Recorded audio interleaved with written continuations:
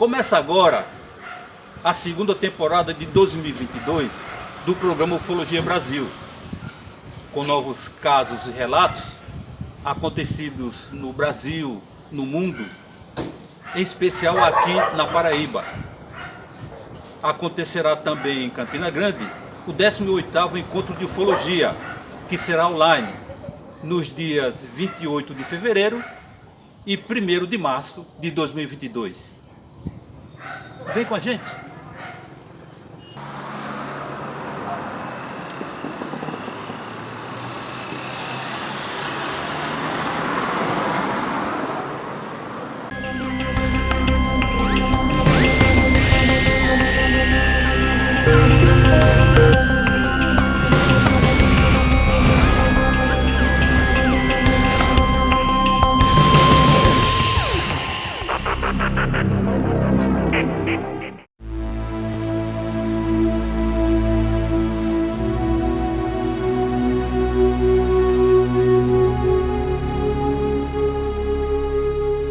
Boa noite a todos os webnautas que nos escutam agora pela rádio Champa 1000 Graus e também para todos aqueles que nos veem em nosso canal no YouTube.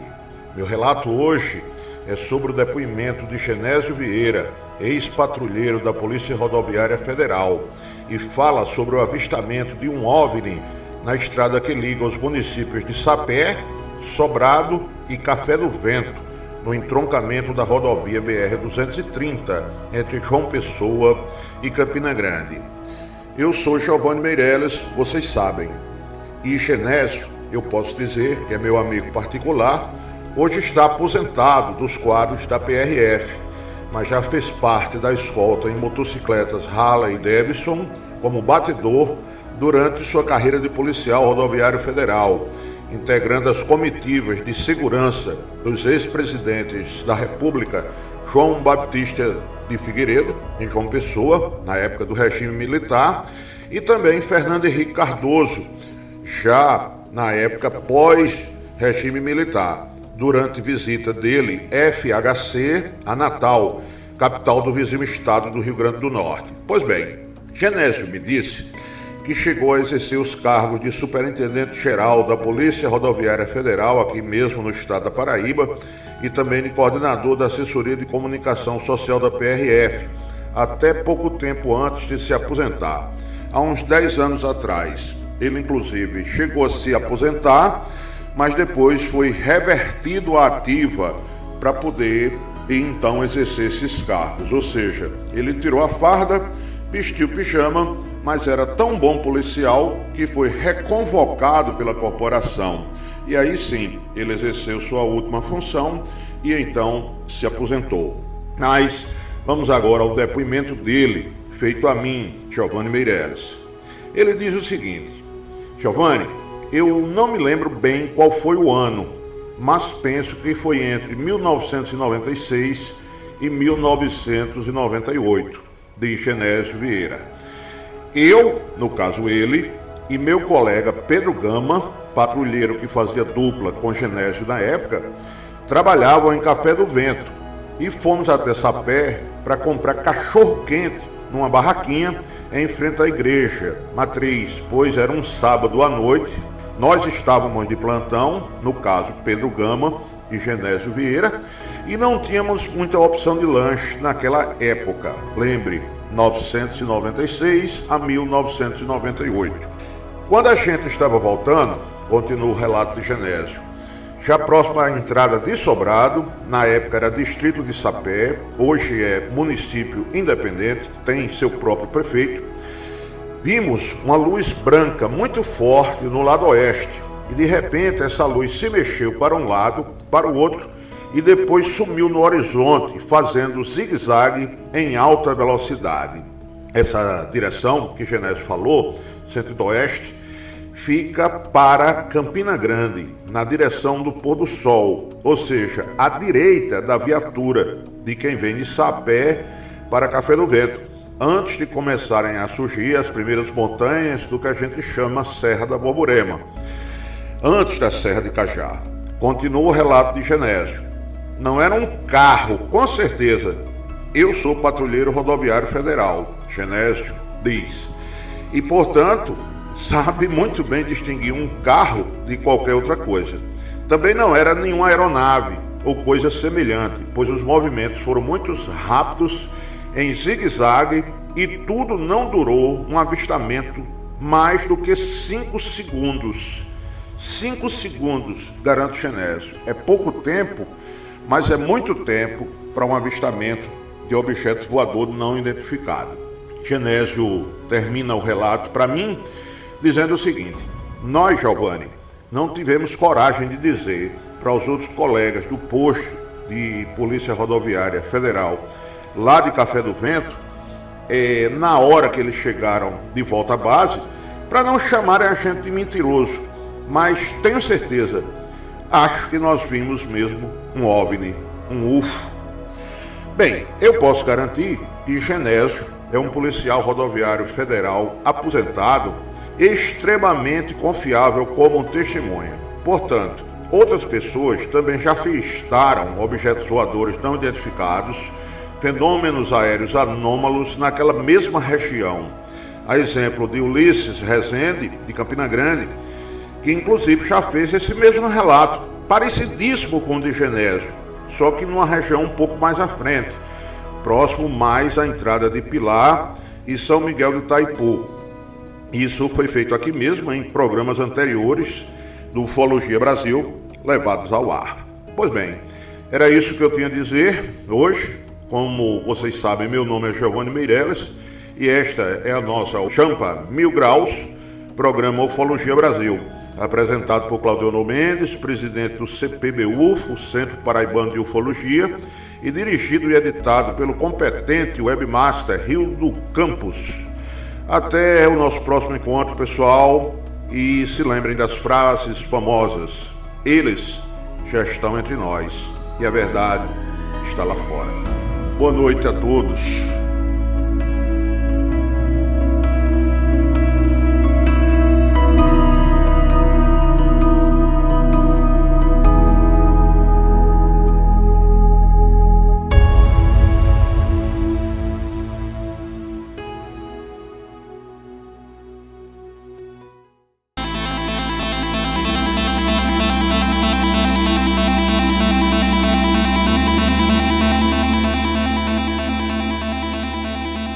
Boa noite aos ouvintes da nossa rádio Champa 1000 Graus, mais diretamente aos que acompanham o programa Ufologia Brasil. Eu sou Edir Mendonça e mais uma vez estou aqui para dar um pequeno depoimento para que vocês acompanhem. Quero cumprimentar também a turma que acompanha o nosso programa de Buenos Aires. Tem um grupo de estudantes brasileiros que não perdem um programa desse. Um abraço a todos os que moram em Buenos Aires, sendo brasileiros, que estão nos acompanhando. Eu queria também mandar um abraço para o pessoal, a turma que está também acompanhando a gente, na cidade de Morro Agudo de Goiás, e todas as cidades da região ali que estão em torno de Itapuranga, Goiás. Abraço a todos que estão lá, especialmente a Maria Gontijo, que reúne as pessoas em torno da sua casa para assistir esse nosso programa. Bem, hoje, essa nossa participação aqui vai ser basicamente uma homenagem ao nosso grande líder, nosso ilustre mestre, o professor Ademar José Givaerd. Ele que é o maior jornalista ufológico do Brasil e um dos maiores do mundo também. Ele está agora completando 40 anos dessa sua caminhada jornalística, e esse programa de hoje vai dedicado a ele, especialmente a ele. Um abraço ao nosso ilustre Givaerd. Bem, o caso de hoje, que tem ligação com o Givaerd, como não podia deixar de ser, aconteceu há 40 anos. Aconteceu no dia 6 de março de 1982. Estamos na última semana de fevereiro, portanto, no domingo que vem, que é o primeiro domingo de março, esse evento completará 40 anos de acontecido. E foi esse evento justamente quem deu início à carreira de jornalista ufológico do nosso Ademar Givaerd. Eu me refiro ao caso que aconteceu na cidade de Campo Grande, capital do Mato Grosso do Sul. Nessa data que eu já falei, acontecia um jogo de futebol no estádio O Morenão, jogo pelo Campeonato Brasileiro entre as equipes do Vasco da Gama, do Rio de Janeiro, e o Operário de Campo Grande, que na época participava do Campeonato Brasileiro da Primeira Divisão. Tudo transcorria normal dentro do jogo, da partida, tão normal que o Vasco acabou perdendo o jogo por 2-0 e claro que é normal, né? Todo vascaíno acha normal o Vasco perder. E então, o flamenguista também gosta quando o Vasco perde, né?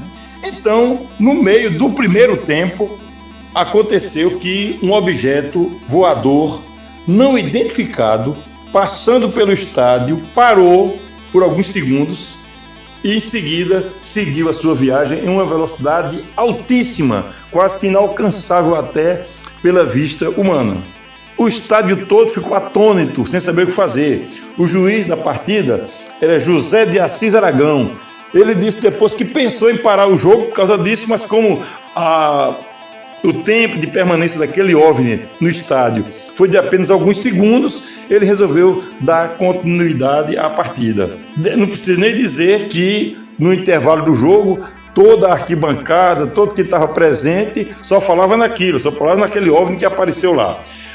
Os jogadores também no vestiário só falavam naquilo, aquele OVNI que apareceu lá.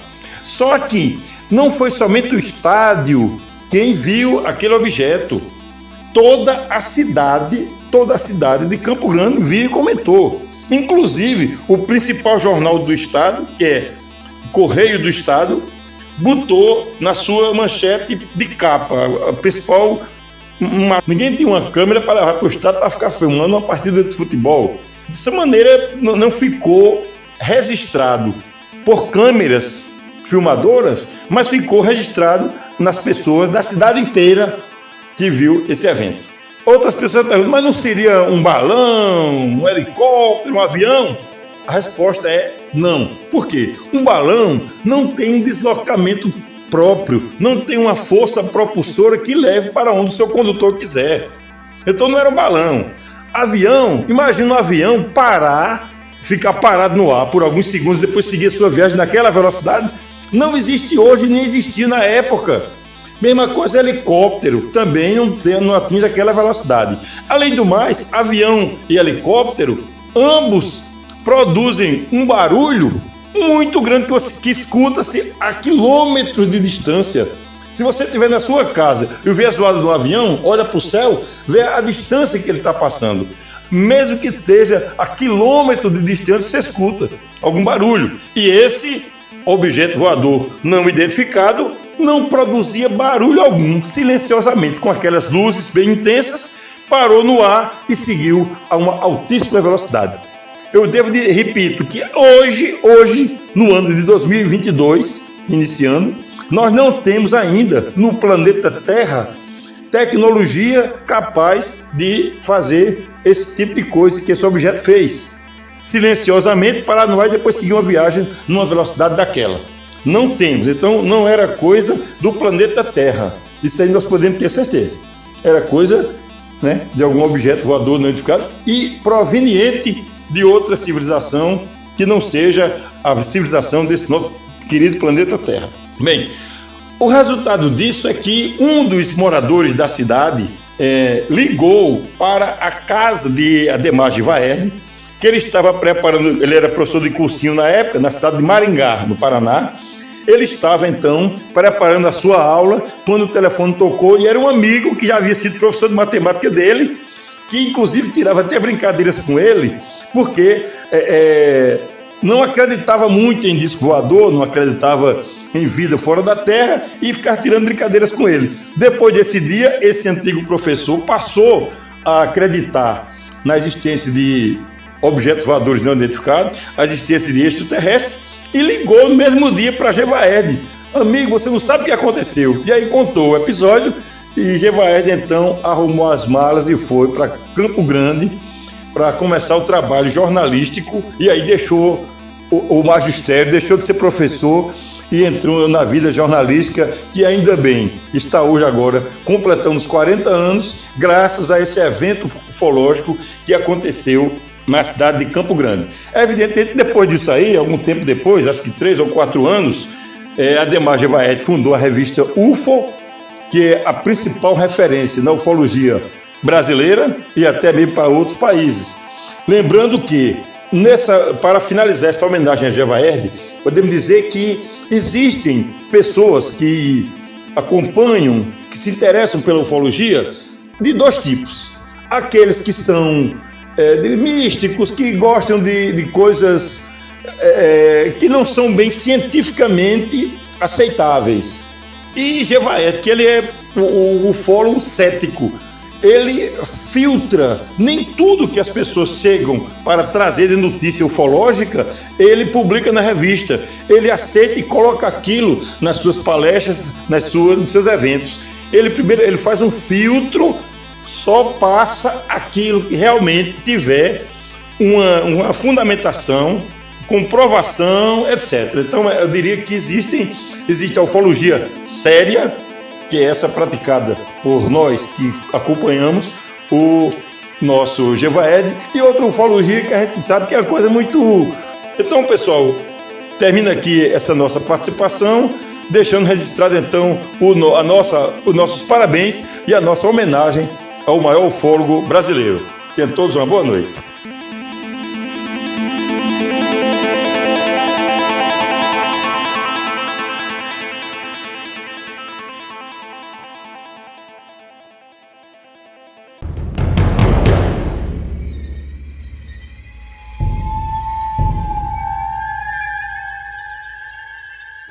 Bom, vou dar um resumo aqui da minha história, né? Essa é diferente, como todo mundo sabe, né? Existe a ufologia mística, espiritual, existe a ufologia casuística, né? Só para deixar claro, para eu poder contar essa historinha. A ufologia casuística, como todo mundo já sabe, ela funciona da forma clara, né? Física. Quando alguém vê um objeto voador não identificado e capta, tira foto, o objeto físico.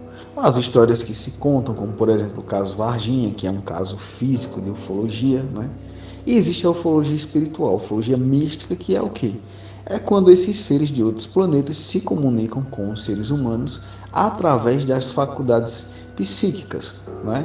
Nós que acreditamos em espiritualidade, acreditamos que essa comunicação é feita através do processo mediúnico. Mediunidade é uma habilidade que todo ser humano tem.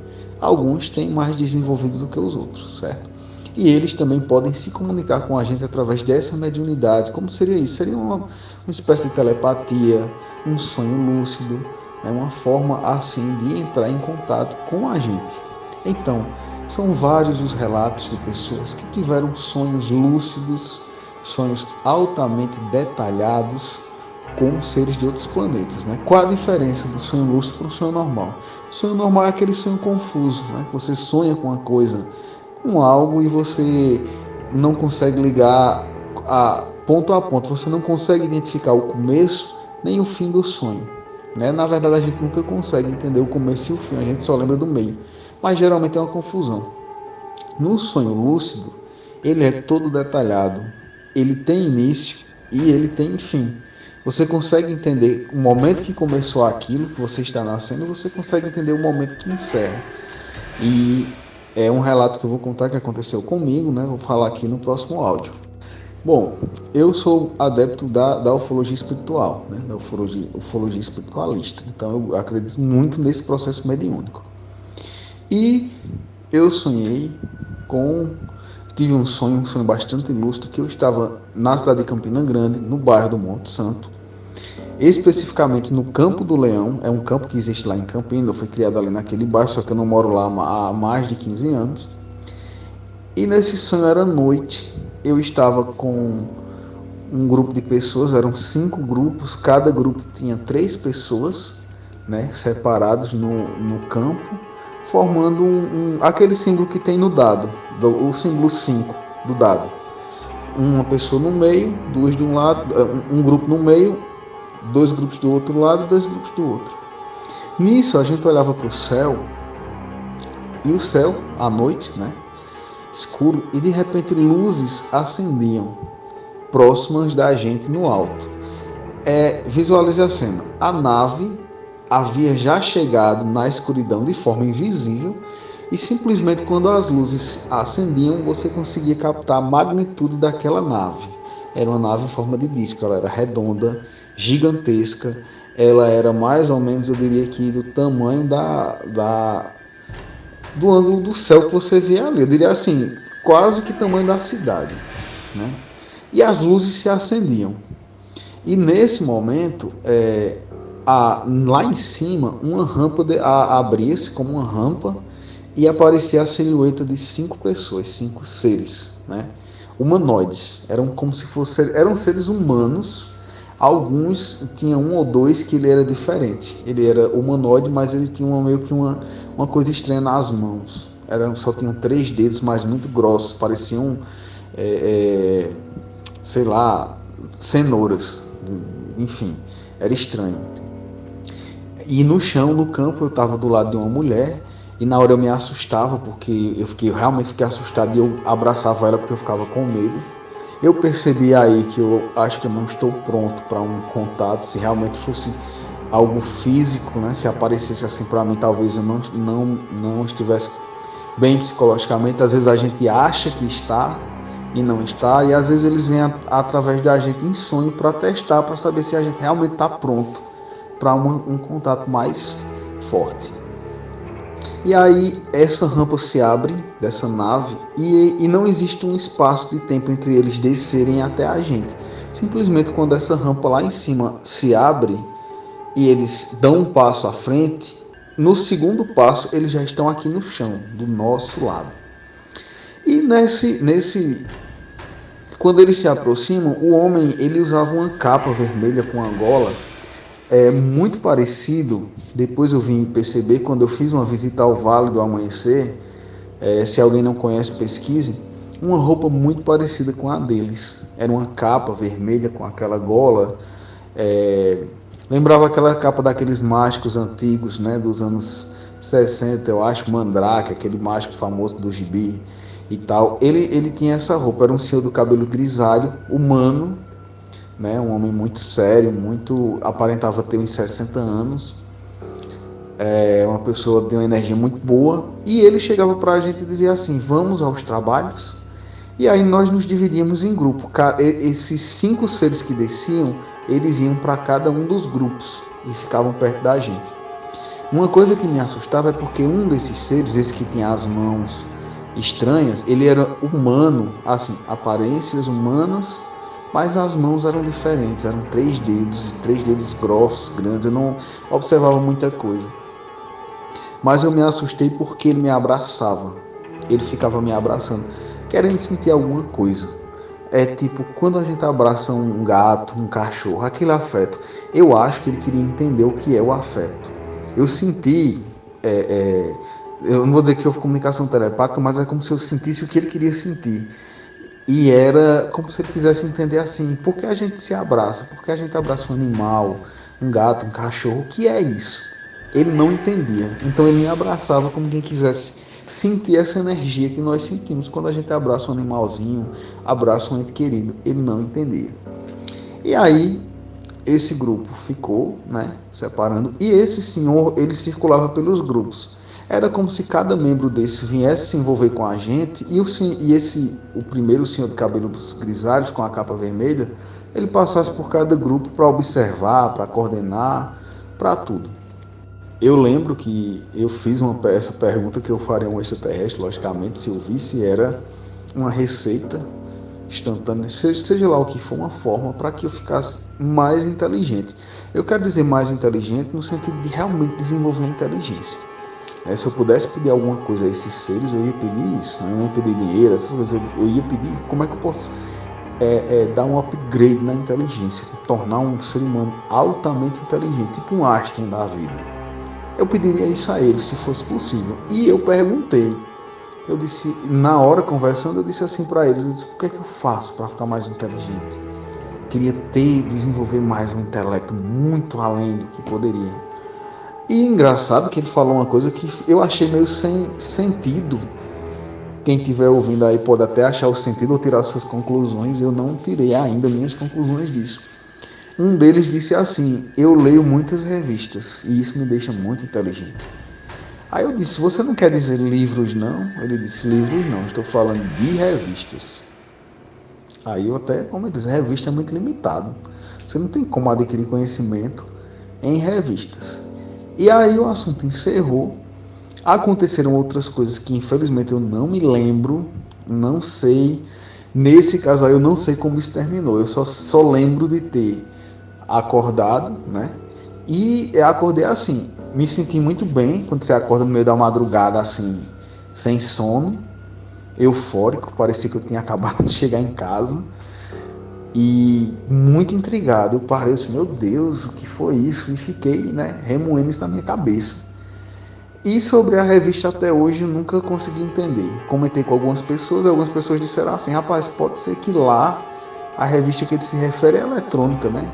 Nossa revista eletrônica hoje é o smartphone, né? E tem toda a biblioteca de tudo que a gente quiser tem nele, inclusive livros, né? Em PDF. Eu acredito que eu cheguei a essa conclusão. Acho que quando ele quis dizer revista, né? Talvez a forma que ele quis me mostrar que era uma revista para eles, talvez seja um dispositivo eletrônico como o nosso, só que bem mais evoluído, bem mais desenvolvido, capaz de trazer todo tipo de conhecimento, de aprimorar e tudo. Mas resumindo em outras palavras, né? Ele quis dizer o seguinte: para ficar mais inteligente você tem que o quê? Estudar. Se é uma revista, tem que ler, tem que procurar informações. Então, não existe receita, né? Vai estudar, vai ler, vai pesquisar. E realmente, né, com essa verdade, a verdade vos libertará. E eu acho que a maior liberdade que a verdade nos traz é a liberdade da ignorância, né? Em todos os sentidos. Então eu entendi isso e busco ler, né? Sempre tentar e tal, né? E essa foi a minha experiência mais lúcida que eu tive com seres de outros planetas. Os outros sonhos que eu já tive eram meio confusos, né? Tinha Grace, tinha isso, tinha aquilo outro. Já contei para vocês aqui num episódio aí do encontro que a gente teve aqui em casa, que um também deles estava em Campina Grande. E aí a gente se reuniu, a entidade sheliana deu uma comunicação aqui na sala de casa. Segundo ela, tinha outros seres de outros planetas. Então, assim, tivemos uma reunião intergaláctica, né? Foi uma honra receber ela em casa, ela estava em Campina Grande. Eu já contei aqui, eu só estou dando um resumo para vocês saberem, né? E assim, eu acredito muito na ufologia espiritual, certo? Através da meditação é possível que você consiga sintonizar com esses seres, desde que você trabalhe sua evolução moral, certo? Não adianta ser uma pessoa ruim e achar que vai entrar em sintonia com seres bons, né? É preciso praticar o bem, é preciso ter cuidado com a língua, com a maledicência, com os pensamentos, para que se possa entrar em sintonia com esses seres, né? Então essa foi a minha experiência em sonho, um sonho bastante lúcido. Acredito que muita gente também tem esse tipo de sonho. E eu encerro aqui e agradeço mais uma vez o espaço aqui de vocês da rádio. Muito obrigado ao amigo Mendes, a todos vocês aqui, estou sempre à disposição. Um grande abraço.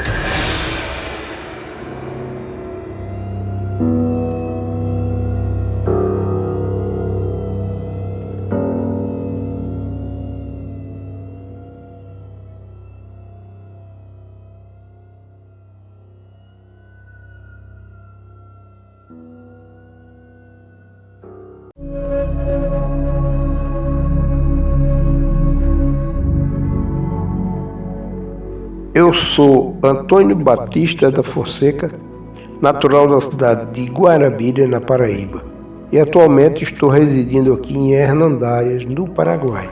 Eu vou apresentar para vocês alguns dos acontecimentos vivenciados por mim ao longo da minha vida. Um deles aconteceu comigo. Certa vez eu estava saindo de casa para trabalhar. Quando cheguei nas mediações do Girador do Bairro dos Estados, era mais de 2 horas da manhã, quando de repente surgiu um clarão muito forte, de uma luminosidade parecida com um relâmpago, na distância de uns 30 metros de altura. E esta luz saía um feixe de luz vermelha, como uma espécie de um filete, para cima de mim. Chegando bem perto, me suspendeu do chão quase 35 centímetros. numa fração de tempo em torno de uns 30 segundos. Eu fiquei totalmente paralisado, sem reação alguma. Logo após o filete vermelho foi subindo, desapareceu, deixando uma fumaça branca. Eu senti uma reação muito forte no meu corpo, como se fosse uma forma de energia no meu organismo, pois todo o meu corpo dava choque, tremia muito e só após alguns instantes é que melhorei um pouco. Chegando na fábrica toalha, fui direto para a enfermaria tomar algum remédio. Quando a enfermeira viu meu estado, mediu a minha pressão arterial e constatou que estava muito alta e o meu coração acelerado demais.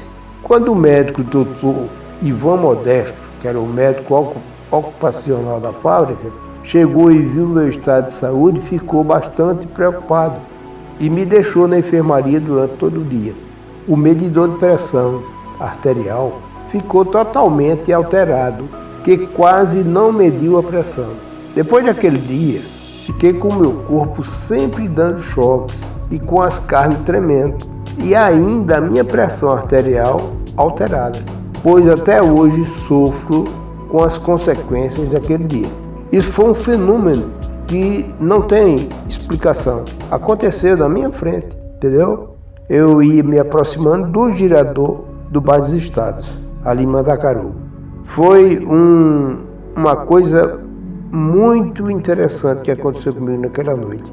Mas fazer o quê? Coisa da vida, ok? Muito obrigado a todos. Outro momento muito interessante que eu presenciei foi quando vim com minha esposa no meu carro, bem próximo da minha casa. O céu estava limpo, sem nuvens, quando presenciamos várias descargas elétricas em forma de raios, várias vezes seguidas, como uma tempestade, mas sem chuva, sem vento, simplesmente descarga elétrica. Outra vez aconteceu o mesmo fenômeno quase em cima do Guaratuba Hotel. Era 6h05 da manhã para o meu carro de marca Fiat, ao lado da minha panificadora Suprema. E quando olhei em direção ao hotel, houve a primeira descarga elétrica, tão forte que atingiu o fio do poste ao lado da igreja congregacional, que chegou a partir o fio. Logo em seguida, outra descarga, num instante de 3 minutos. Quando o pessoal da CELPA chegou, uns 40 minutos depois, me dirigi ao local e perguntei se eles sabiam o que tinha acontecido. Um deles me falou que foi uma rodana do poste de sustentação do fio, que tinha se partido em função da fissura que o fio tinha provocado. Quando eu falei para eles que realmente tinha acontecido, eu tinha presenciado, um deles ainda me disse: será que existe um campo eletromagnético em cima de Guarabira e acontece tanta coisa nesse sentido? Isso como iremos saber? Só através de muito estudo. Por enquanto nada podemos acrescentar a esse fenômeno. Outro momento muito impressionante foi quando fui para João Pessoa resolver um assunto junto à minha mãe, que morava em Mangabeira 1. Na volta, passei pelo farol do Cabo Branco, parei o carro para contemplar o mar do ponto mais oriental das Américas. Num dado momento, observei que a luz do dia estava com uma intensidade muito forte. Senti aquela força de luz vindo em minha direção, sempre mais e mais. E quando olhei para o outro lado, observei como uma estrada asfaltada dentro do mar, bastante longa, como um campo de pouso de avião. Perguntei se o rapaz que estava vendendo artesanato estava vendo o que eu falava para ele. Falou que não conseguia ver nada. Aí foi que a luz continuou vindo mais forte ainda. Fui para o carro, saí daquele local bastante apreensivo. Isso são coisas que acontecem no dia a dia, meu amigo. Coisas reais. Mas quando nós estamos propícios a presenciar esse fenômeno, tudo bem, nós já estamos naquela expectativa de algo inusitado acontecer. Mas quando me pega de surpresa, o negócio complica. Mas isso é coisa da vida, né? Acontece, pode acontecer com qualquer um.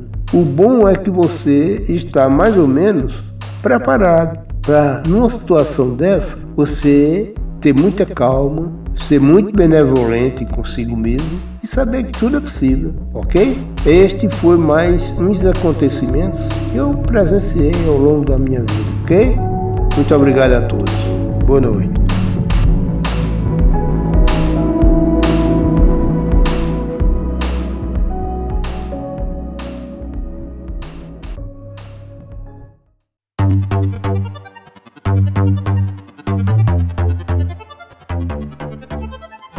Olá, eu sou o Josian e na condição de um buscador espiritual e também um estudioso da questão extraterrena, o nosso irmão e amigo Mendes nos solicitou que gravássemos aqui uma reflexão sobre os Anunnaki, e é sempre um assunto instigante.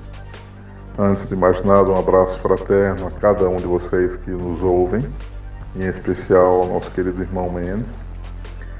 Falar dos Anunnaki não é uma tarefa tão simplória, ainda mais com poucos minutos, mas eu tentarei ser sintético e ao mesmo tempo vou me lançar aqui a perspectivas mais ousadas.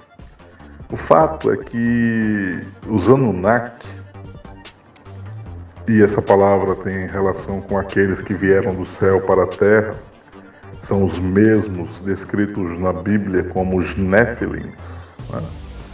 Ou seja, os gigantes. E alguns dos Anunnaki eram de 3 metros, 2,5 metros, alguns chegando a 4 metros, mas uma parcela considerável dos Anunnaki tinha 1,50 m, 1,60 m, é só um aspecto também curioso que os caracteriza. Há 450 mil anos atrás, os Anunnakis, ou melhor dizendo, os Anunnaki, eles chegaram à Terra.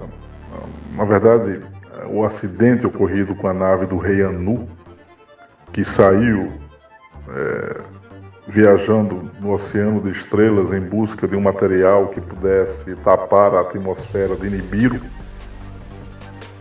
e ele acabou, entre aspas, caindo na Terra e descobrindo que o ouro que existia e existe em abundância ainda na Terra propiciava as melhores condições para, digamos assim, equilibrar a atmosfera de Nibiru, ou proteger Nibiru dos raios solares do seu antigo sistema de estrelas. O fato é que, a partir de 445 mil anos atrás, os Anunnaki começam a colonizar a Terra e eles vão deliberando alguns dos seus mais antigos trabalhadores de Nibiru para garimpar o ouro na África, mas começaram a sentir a necessidade de criar um trabalhador específico para aquele tipo de trabalho, e os trabalhadores antigos se rebelaram nas minas da África. Eu estou sendo sintético, repito, a história é muito mais extensa do que eu estou aqui me referindo, e as rebeliões que se deram obrigaram os filhos de Anu, Enki, senhor da terra, e Enlil, senhor do ar, a criar um ser mestiço, ou criar um novo trabalhador, uma mistura genética deles, Anunnaki, com algum ser que existisse na Terra compatível com aquele tipo de adequação genética, vamos assim dizer.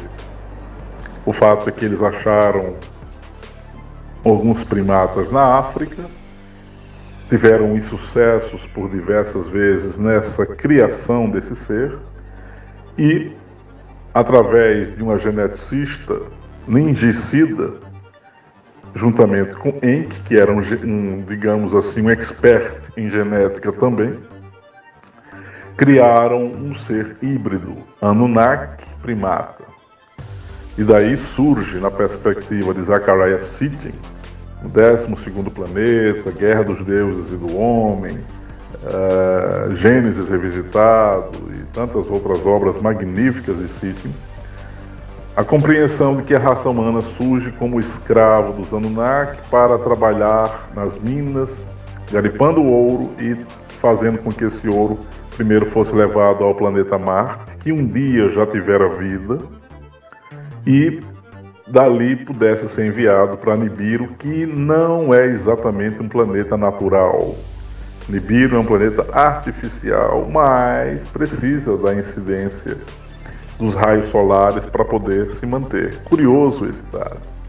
O fato é que os Anunnaki, a cada 3.666 anos, corresponde um ano para eles se aproximam do nosso sistema solar.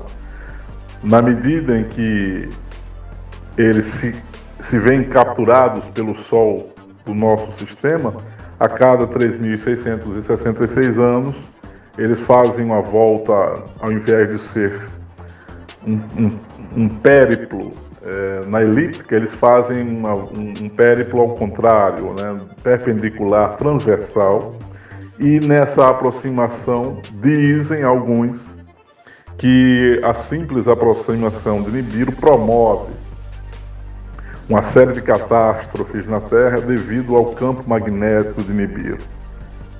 Esse é um fator que a gente poderá discutir em um dia, em um outro momento, mas há outros elementos que podem propiciar esse aspecto tão inusitado. Eu não vou me referir isso aqui agora.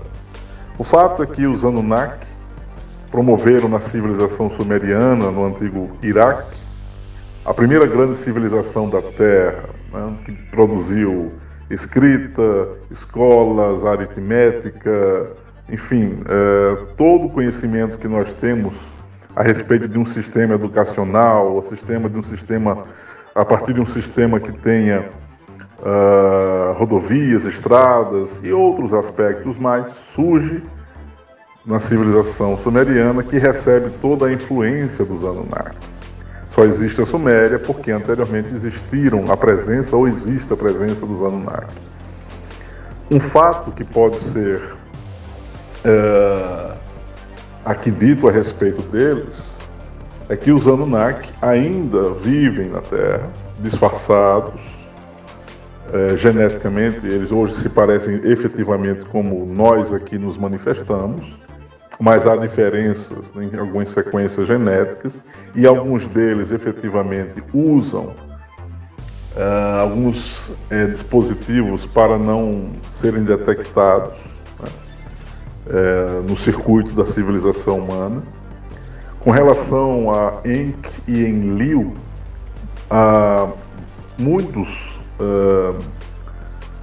afirmam, e eu pude fazer alguma pesquisa nesse sentido, que o próprio Enki poderia estar vivendo em algumas regiões subterrâneas da Terra, ou que toda a descendência dele estaria nos principais organismos de governança planetária, né? Isso vale para Enlil também. O fato é que estudar sobre os Anunnaki não é algo tão simplório de ser feito, requer muito tempo. O que eu posso lhes dizer é que a civilização humana, a criação do ser humano a partir da mistura genética de um primata com o Anunnaki, fez com que os Igigi, que foram os primeiros trabalhadores miscigenados, né, eles correspondessem, eles tivessem uma inteligência limitada para apenas obedecer aos comandos dos Anunnakis originais. E notem que a linguagem humana ela é muito deficitária para entender certos aspectos que os Anunnaki, em tese, seriam capazes de compreender melhor. Mas, numa relação, numa análise, numa comparação com o ser humano, os Anunnakis não conseguiram desenvolver certas habilidades psíquicas que nós humanos desenvolvemos. Somos capazes de significar as emoções, de compreender de forma abstrata determinados aspectos. Os Anunnakis têm um tipo de parâmetro mental, de algoritmo mental preso à matemática, à relação de causa e efeito. isso precisa ser dito, porque há muitos escritores que colocam os Anunnaki como sendo profundamente superiores à raça humana. Eles são, em alguns aspectos. Nós os superamos em outros. Então há um caráter aí relativo que a gente precisa refletir. Então, o que eu posso concluir nessa minha pequena abordagem é que estudar os Anunnaki é fundamental para entender o que hoje é a civilização humana. Um abraço a vocês. Em um outro momento nós retornaremos.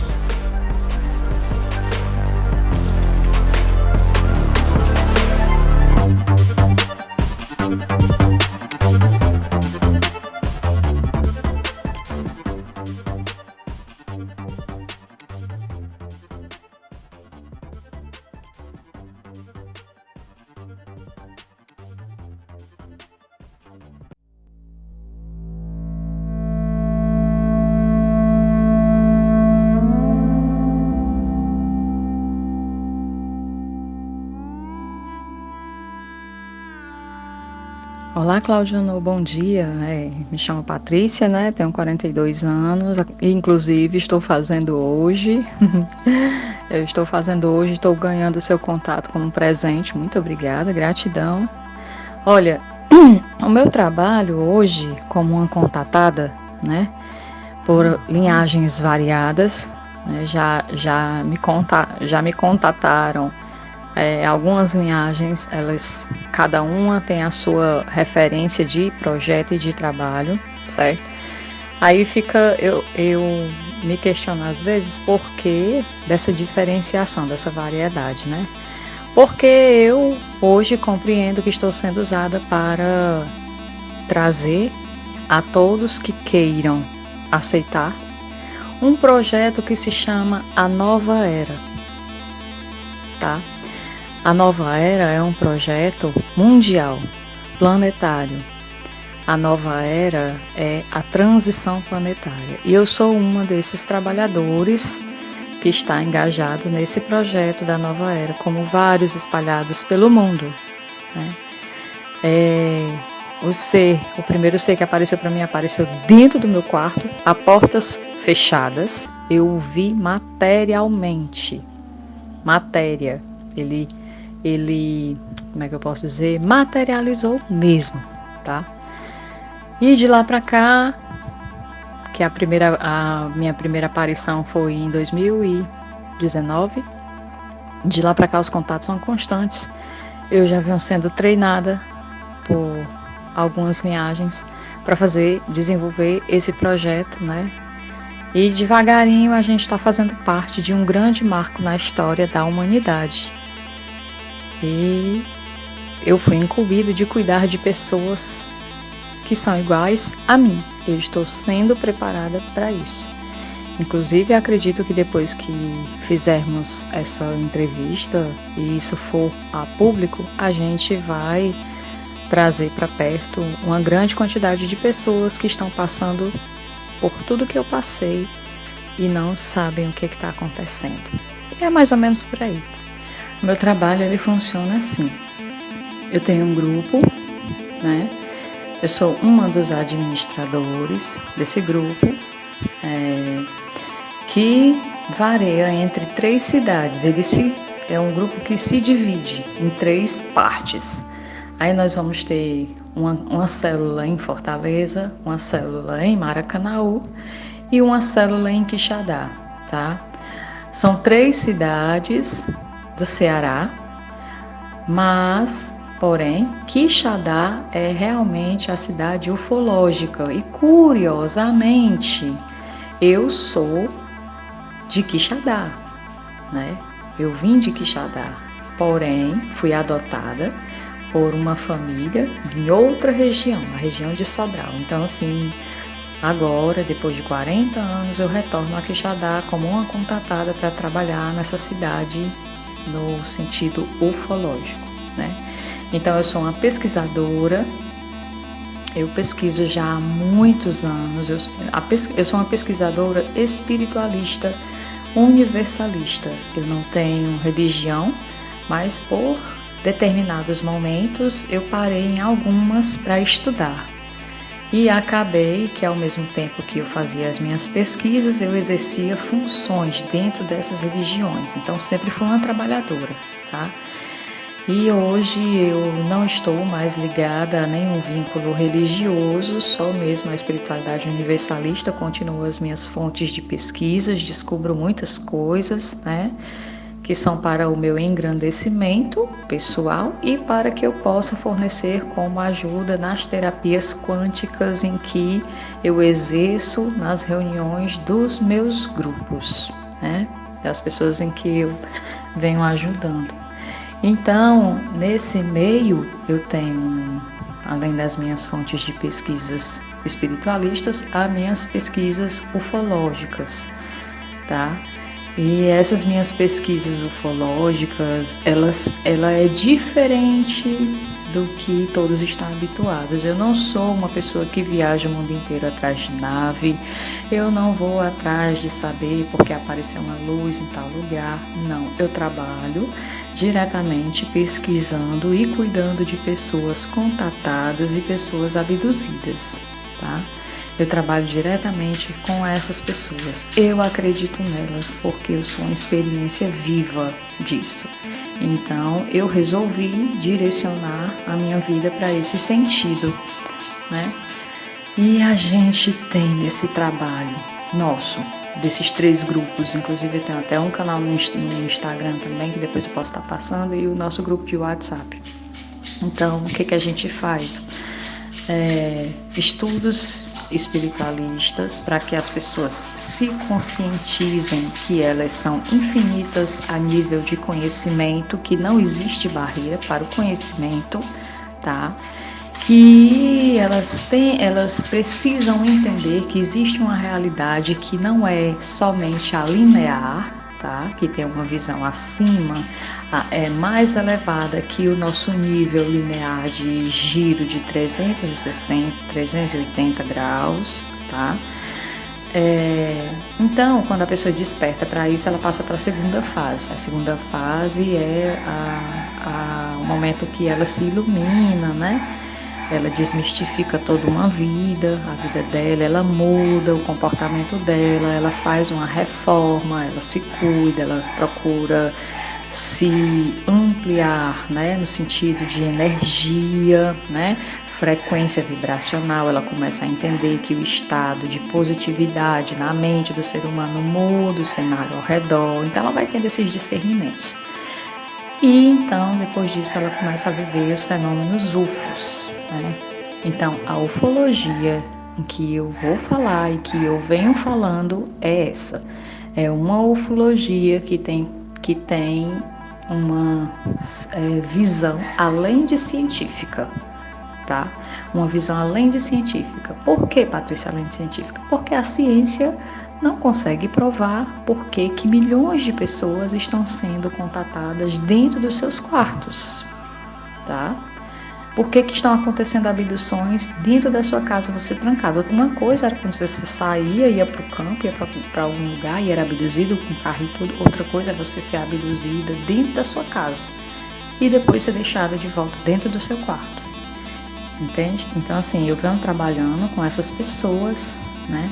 Cuidando delas no sentido de que elas entendam que elas continuam dentro das normalidades, porém com uma visão mais ampla que boa parte do mundo ainda não tem, mas o meu trabalho ele é direcionado a esse atendimento. Então a gente faz estudos e tem momento que tem esses nossos contatos, aí vem canalizações, né, de alguma linhagem, algum ser que se represente. E temos as vigílias ufológicas que acontecem na cidade ufológica de Quixadá, claro. Então essa a gente faz uma vez por mês, todo mês. Selecionamos as pessoas que estão preparadas para ir, passamos um final de semana em uma fazenda maravilhosa em Quixadá e colocamos toda uma programação, né? Aí a gente tem palestras, vamos desenvolvendo no final de semana e no período da noite acontece a vigília.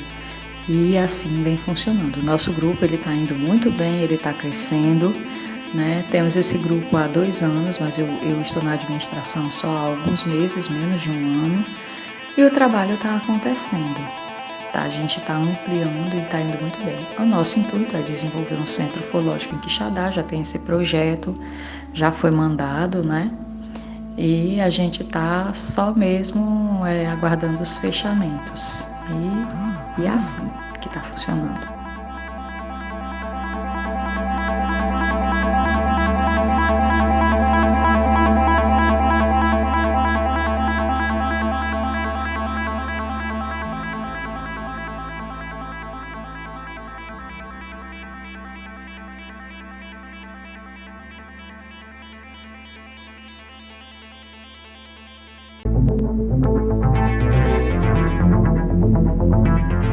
Conclusões finais do programa Ufologia Brasil.